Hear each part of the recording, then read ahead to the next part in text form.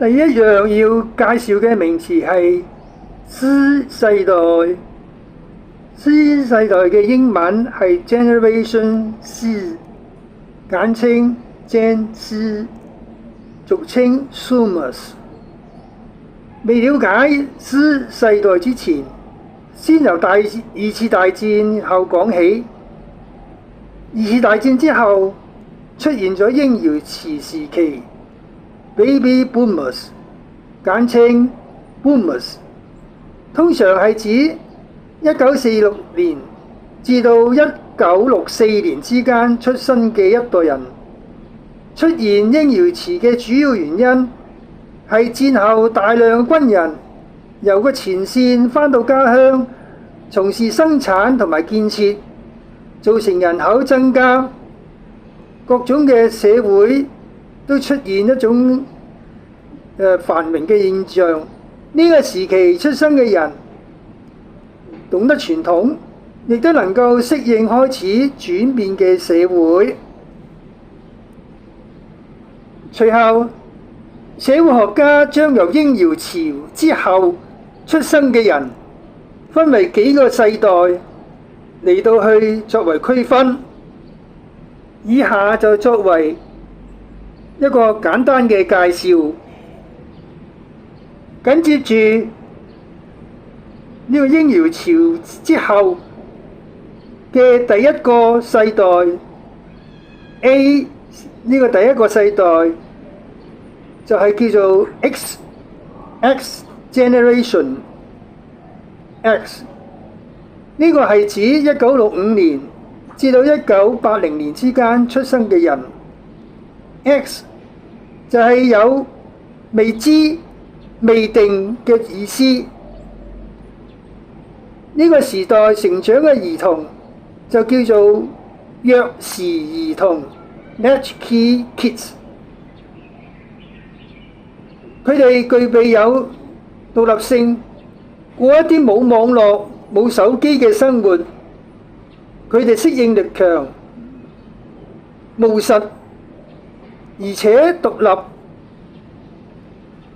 B X 世代之後就係 Y 世代 ，Y 世代 Generation Y， 就係指1981年至到1996年之間出生嘅人。佢哋經歷由傳統嘅類比過渡到數位化。佢哋擅長使用好似 CD 啦、寬頻上網啦，嚟到接觸外界同埋接觸社交嘅媒體，亦都開始使用咗智能手機。C 就係而家下提及嗰個主題啦。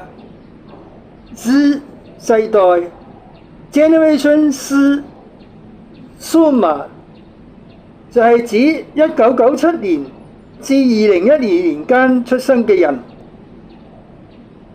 呢個時期出生嘅人，出生之後就接觸網絡同埋數位技術，無論喺學習、個人生活、社交同埋解決問題各方面，都極度依賴網絡同埋智能手機。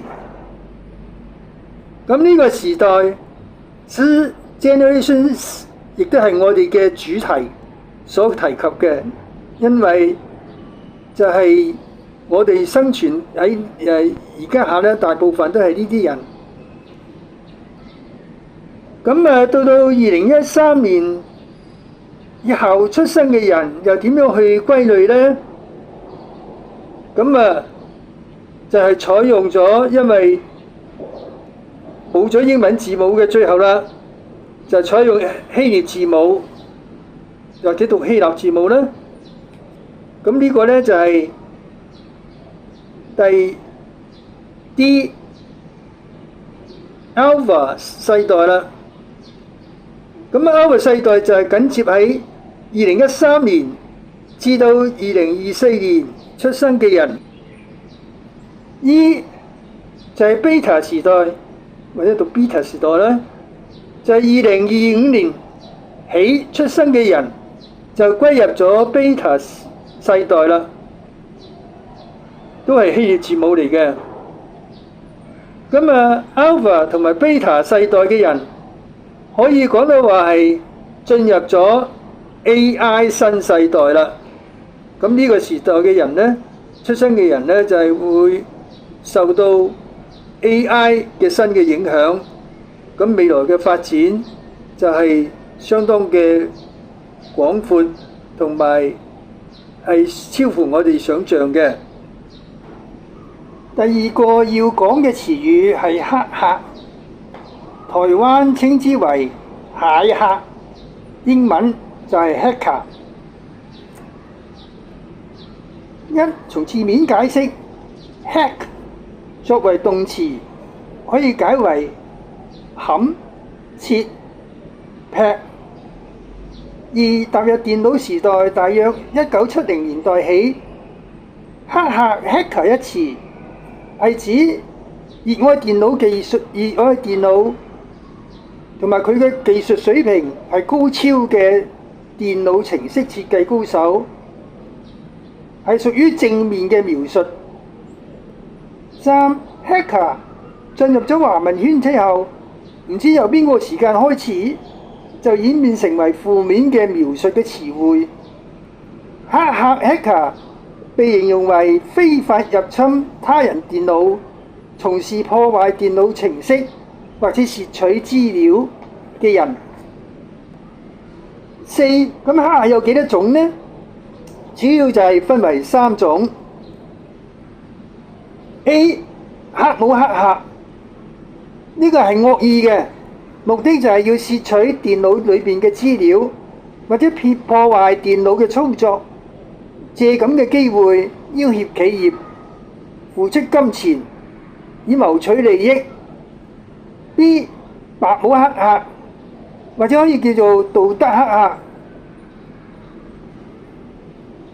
咁佢就係合法嘅，係得到授權嘅，進行對企業嘅電腦系統進行咗模擬攻擊，用意係揾出漏洞，並且修復提升系統嘅安全性。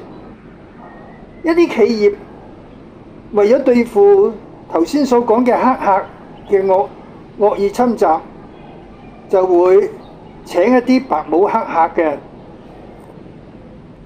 C 就係灰帽黑客，聽個名就知道啦。呢類嘅黑客咧係屬於灰色地帶，咁佢就係介乎白帽黑客同埋黑帽黑客之間。佢哋可能咧會喺未經授權嘅情況之下侵入咗系統，揾到漏洞，但係通常咧佢就唔會將個系統惡意破壞嘅喎，但係咧就會要求咧回報或者修復漏洞咁樣嘅。除咗上邊所講嘅3類主要嘅黑客之外，仲有其他嘅黑客類型，好似腳本小子啦、紅帽黑客啦、藍帽黑客啦、綠帽黑客啦，同埋國家級嘅攻擊者。咁呢度咧喺呢度咧，為咗節省個篇幅咧，就唔作為詳細嘅評述啦。最後一提嘅就係一啲大嘅企業，好似 Google 啦、Apple 啦、Microsoft 啦、Tesla 啦，咁呢啲企業咧就會鼓勵係用獎金嚟到去鼓勵白帽黑客協助揾到電腦嘅程式漏洞，目的咧就係提升資訊嘅安全。咁仲會咧提出一啲嘅計劃，用獎金，咁啊叫做舉一個例，就係找蟲賞金計劃 （Bug Bounty Program）。呢啲咧就係俾有高度技術嘅人咧可以參與嘅。第3個要講嘅詞語就係星鏈計劃 （Starlink）。呢個計劃係由美國 SpaceX 公司運營嘅。第一，截至到2026年初 ，SpaceX 公司共發出超過9402粒衛星。而呢啲衛星喺距離地面大約340至到550公里之間，以每秒7.4公里至到7.6公里運行，即係時速約莫係27000公里以上。3. 衛星繞行地球一周只係需要90至100分鐘，每日圍繞地球約莫係15至到16個圈。第四，個系統以咁多嘅衛星同埋高速運行，咁佢目的係咩呢？就係維持連續嘅網絡連接服務。第五，星鏈計劃主要係為一啲偏遠嘅地方、輪船、飛機或者受戰爭同埋天災影響嘅地方，提供一啲上網、串流、視訊通話等嘅服務。第六，如果想使用星鏈服務，除咗要繳交一定嘅費用同埋月費之外，仲需要向官方購買呢個 Starlink 套件，即係 Starlink Kit。呢個套件就包括有 A. 衛星接收器 Dish Terminal， B. Starlink 無線路由器 Router， C. 星座 Base Mount， D. 連接線纜 Cable， E. 電源線 Power Supply。 第七，目前大約有150幾個國家同埋地區獲得批准並且加入營運。第八，喺美國使用星鏈計劃嘅客戶數目不斷嘅增加，服務收費亦都逐漸下降。一啲國家好似越南啦、巴基斯坦啦、斯里蘭卡啦，已經提交申請加入星鏈計劃嘅行列。第九，未來嘅發展，估計將來 SpaceX 公司發射嘅衛星呢，總數會增加到42000粒衛星，42000粒衛星嚟到通訊更加方便。第十，咩情形之下會影響 Starlink 信息嘅運作呢？大致可以分為以下幾種。 A. 物理性，好似啲建築物啦，同埋樹木啦，呢啲都係會干擾到嘅。B. 就係天氣啦，例如落雨啊、落雪啊、暴雨啊呢一類。C. 硬體同埋外部嘅干擾，以上都係會影響接收呢個信息嘅。咁而家嚟一個總結，隨住衛星數目嘅增加，會令到通訊嘅信息會更加快捷同埋方便。第四個要講嘅詞語係港漂。第一，港漂一詞係香港同漂泊合成嘅，漂有生活唔安定、東奔西走嘅意思。二，港漂通常係指由中國大陸以留學、就業、依親等嘅名義嚟到香港生活嘅人。B， 佢哋唔係持單程證嘅。第 C， 佢哋要居港滿7年，然之後先至成為永久性嘅居民身份。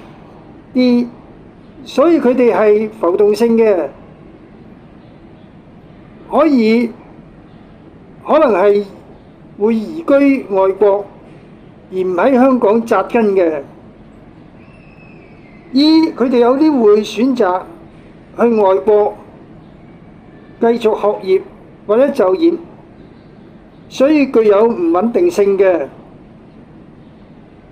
第四，港漂喺香港生活上要應付啲乜嘢環境呢？要應付好多嘅挑戰，喺幾方面，包括 A， 住居 B 語言，C 社交，D 生活費，E 文化差異，各方面嘅挑戰嘅，所以佢哋要設辦法適應呢個香港嘅生活。第五個要介紹嘅詞語係背書。一、背書嘅原意就係商業用語嚟嘅，個意思咧就係話喺商業票據背面簽名或者蓋章，將呢個票據所規定嘅權益轉讓俾其他人，即係被背書嘅人。B、日常生活之中，背書一詞被引申為支持某人所做嘅行為或者某一啲事嘅。咁啊，舉一個例啊，小陳為咗大王今次參選社團主席而向佢背書，即係向佢支持啦，並且四出拉票。第二，背書嘅另一個讀音就唔係背書咯喎，係背書。佢嘅英文就係背，就係背誦課文或者書本嘅內容，即係無論喺中學或者小學都會有背書嘅呢個項目嘅。舉一個例，小明從小就好怕背誦古文，咁呢個呢，就係一個背書嘅例嚟嘅。第六個要講嘅詞語就係打水漂，英文係打水漂嘅意思就即係指話投入咗或者花費咗啲金錢、時間、精力喺某一件事或者某一件嘅義務方面，一啲回報都得唔到喎，付諸東流，完全失敗。咁呢個就係打水漂啦。舉一個例，小陳聽從損友嘅遊說，投資咗虛擬貨幣，結果所有錢都打咗水漂，可謂損失慘重。咁啊，以上嘅六樣咧嘅詞語咧，就係今日要介紹嘅。希望大家留意一下，支持捧場。